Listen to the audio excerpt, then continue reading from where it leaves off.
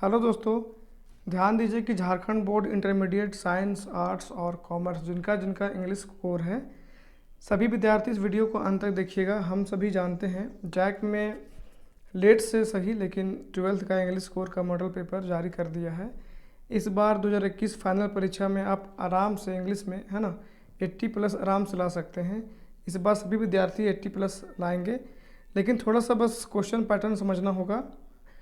आपका दोस्तों 40% क्वेश्चन जो है वो ऑब्जेक्टिव क्वेश्चन है। बस आपको केवल क्वेश्चन पढ़ना है और एक टिक लगाना है और आराम से 40 नंबर का आंसर उठा लेना है, जिसमें आपका दोस्तों ठीक है 2 पैसेज से है, 10 नंबर का क्वेश्चन है और 30 नंबर आपका इंग्लिश बुक से है ना।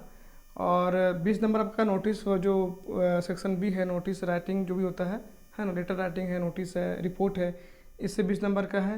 तो 40 नंबर आपका हो गया। 1 नंबर जो ऑब्जेक्टिव टाइप है उससे, और 20 नंबर हो गया आपका सेक्शन 20 जो होता है पोर्शन रिपोर्ट राइटिंग लेटर वगैरह जो होता है उससे। तो आपका टोटल हो गया 60 नंबर क्वेश्चन।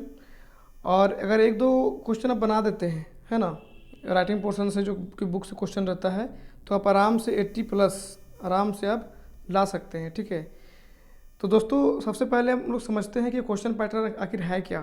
ठीक दोस्तों, तो सबसे पहले हम लोग क्वेश्चन पैटर्न समझते हैं है ना। तो आपका जो देखिए यहाँ पे है ना, यहाँ पे आपका जो 1 नंबर का जो क्वेश्चन है ना, यहाँ 40 क्वेश्चन रहेगा, जिसमें से 30 नंबर का है और 10 नंबर का आपका जो हो गया फिल इन द ब्लैंक्स हो गया, 40 नंबर का हो गया। और 2 नंबर का क्वेश्चन रहेगा आपका 10 ठो, 20 नंबर हो गया। और 4 नंबर का क्वेश्चन रहेगा 5 ठो, 5 हो गया 20 नंबर इसका हो गया। और 5 नंबर का क्वेश्चन रहेगा 4 ठो, 20 नंबर उसका हो गया। टोटल हो गया 100 नंबर। दोस्तों पहले ऐसा था, जब पहले 12th का एग्ज़ाम होता था तो सारे स्टूडेंट जो है वो आपका नोटिस रिपोर्ट और आर्टिकल पर ध्यान देते थे, सेक्शन बी का जो पोर्शन होता था, ताकि एक अच्छा स्कोर प्राप्त कर सके। लेकिन इस बार दोस्तों ऐसा नहीं है। इस बार आपका 1 नंबर का जो क्वेश्चन है ये 40 है ना, ये आपका बुक से है सारा क्वेश्चन। ठीक है, दोनों बुक जो है फ्लेमिंगो विस्टास है ना, दोनों को आप पढ़ लेंगे। कहीं से आप नाइस का बुक जुगाड़ कीजिए है ना, उसका जितना भी कहानी है सारा कहानी पढ़ लीजिए। ठीक है, उसके बाद आप आराम से 40 नंबर ला सकते हैं।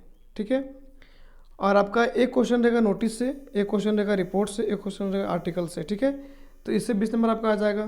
कितना हो गया 40 20 60। और अगर 1-2 क्वेश्चन बना दिए आप, ठीक है, जो क्वेश्चन आपका बुक से रहता है राइटिंग पोर्शन का, तो आप 80 नंबर आराम से स्कोर कर सकते हैं। ठीक है दोस्तों, चलिए हम लोग अब आ चुके हैं अपने क्वेश्चन पोर्शन पे है ना। तो चलिए, आपका जो ऑब्जेक्टिव क्वेश्चन है वो सेक्शन सी वाला पोर्शन में है। तो चलिए देखते हैं है ना क्या क्वेश्चन है, कैसा क्वेश्चन है। तो आपका यहाँ से सेक्शन सी स्टार्ट हो जाता है, जो कि लिटरेचर है। बहुत ही आसान है ना, इंग्लिश भी कोई एक भाषा ही है। तो इसे अगर आप ध्यान से और थोड़ा सा कॉमन सेंस लगाएंगे तो सारा क्वेश्चन आप आराम से बना सकते हैं। चलिए देखते हैं। सबसे पहले आपका पैसेज दिया हुआ है, जो आपका 20 से 23 का जो क्वेश्चन है वो इसी पैसेज से दिया हुआ है। चलिए पैसेज पढ़ते हैं। लिखा हुआ है, driving from my parents home to Cochin last Friday.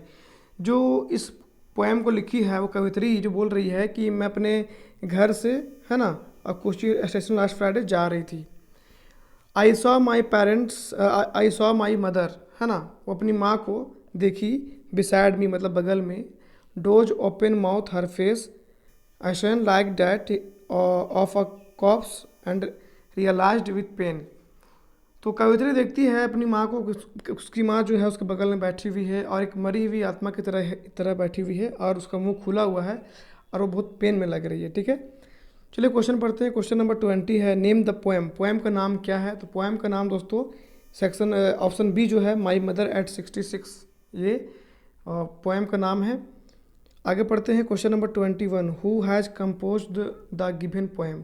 मतलब अगर यहाँ पर दिखा हुआ आपको कंपोज्ड, अगर यहाँ पे कंपोज रहे या लिखा रहे who has retain this poem, तो सेम ही क्वेश्चन है ना। एक क्वेश्चन पूछ रहा है कि इस पोएम को किसने लिखा। तो इस पोएम को लिखा है कमला दास।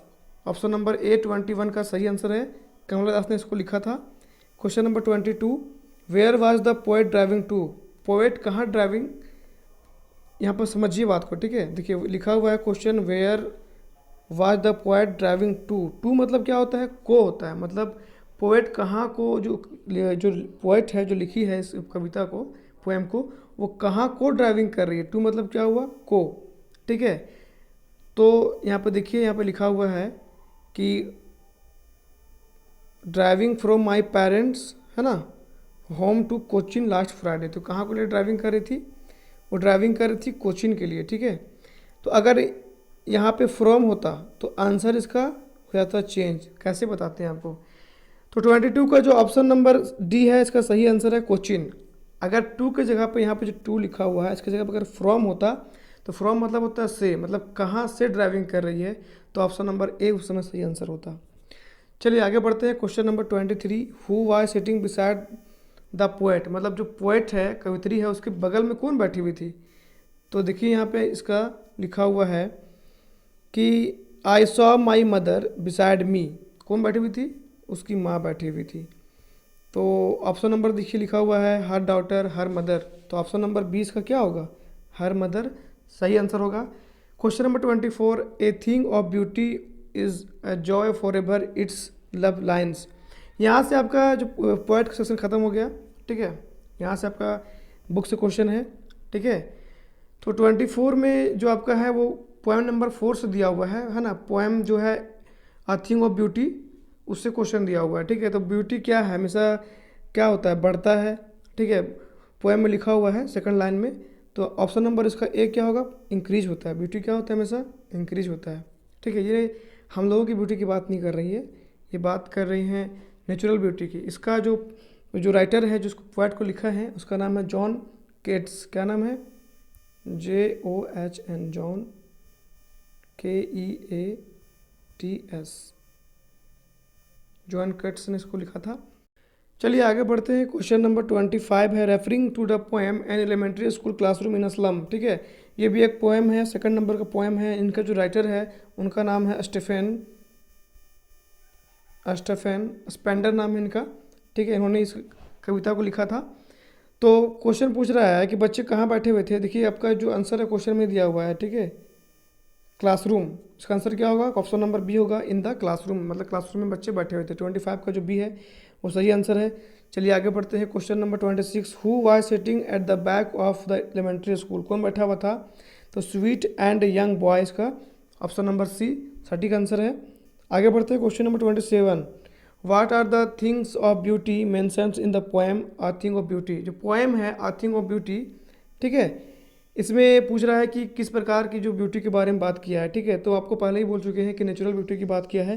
तो सन एंड मून हो गया, यंग ट्रीज एंड स्ट्रीम्स हो गया, फ्लावर्स हो गया, मतलब ऑल ऑफ दिस, इसका ऑप्शन नंबर डी सही आंसर होगा, ठीक है। तो क्वेश्चन नंबर 27 का ऑल ऑफ दिस सही आंसर है। क्वेश्चन नंबर 28 है where was Saheb come from. Saheb कहाँ से आया था? तो ऑप्शन नंबर ए, 28 का option number A Dhaka. Saheb Dhaka से आया था। Question number 29, sometimes I find a rupee in the garbage. इसको कौन बोला था?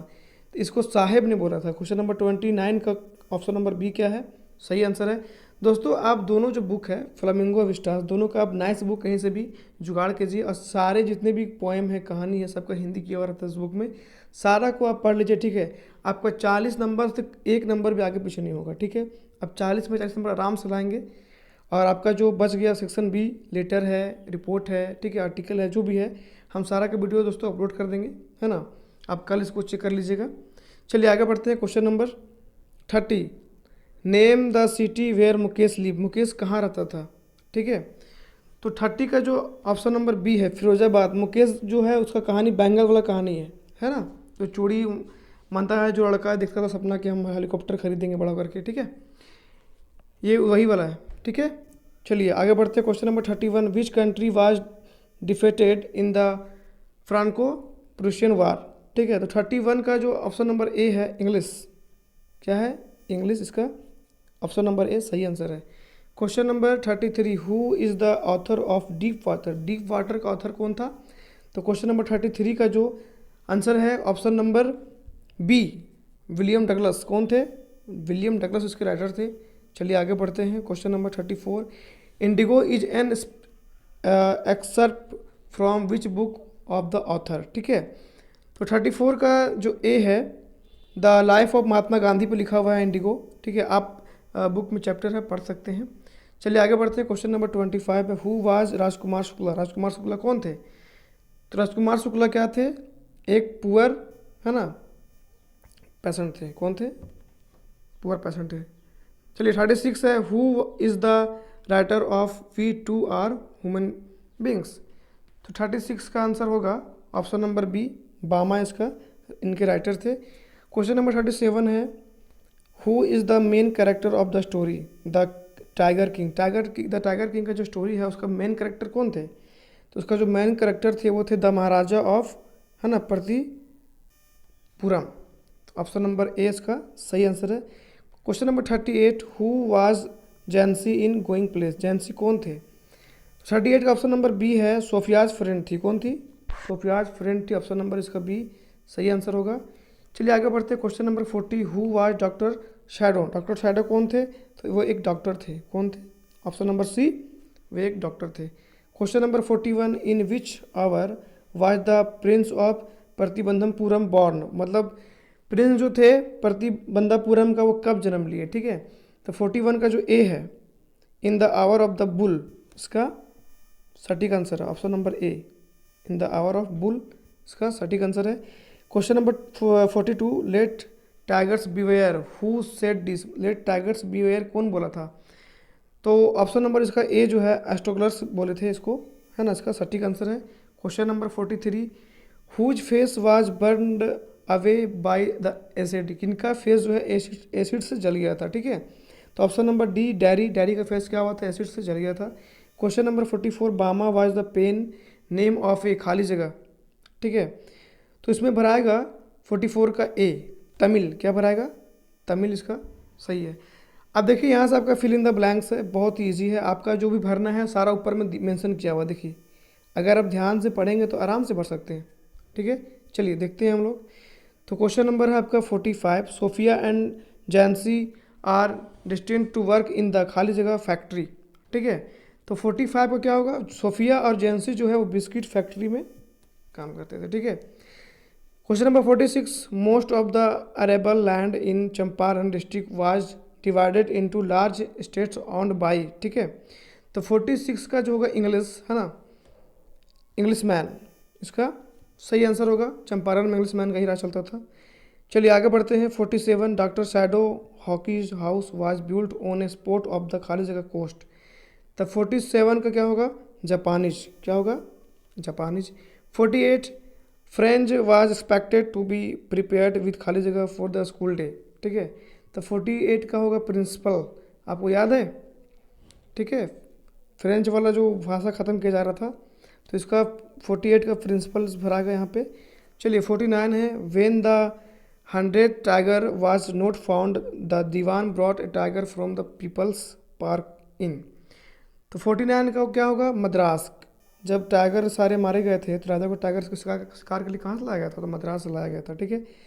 ठीक है दोस्तों, इसका जो और भी पार्ट्स है, सेक्शन बी है और आपका पैसेज है और आपका जो राइटिंग सेक्शन है सारा अपलोड कर दिया जाएगा, है ना, आप चेक कर सकते हैं।